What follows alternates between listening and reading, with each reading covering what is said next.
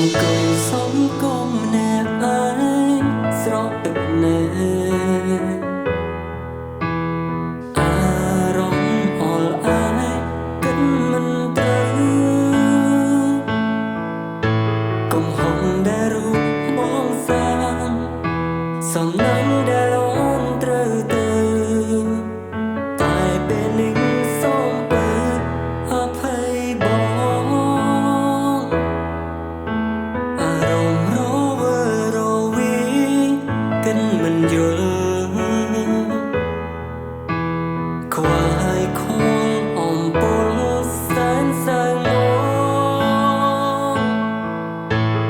អូនឃ្លាតចេញទៅហាចិត្តអើយសែនស្ដាយនួនល្អនៅដិតដើមចាំចងអតីតបងមានតែស្រ័យយំបងមានតែយំផ្ដាំមេទូថ្ងៃនេះឬស្អែកបងនៅតែស្នេហ៍មិនផ្លាស់ប្ដូរទោះស្លាប់មិនប្រែ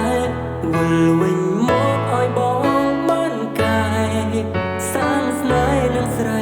លួថ្ងៃយើងអវសាន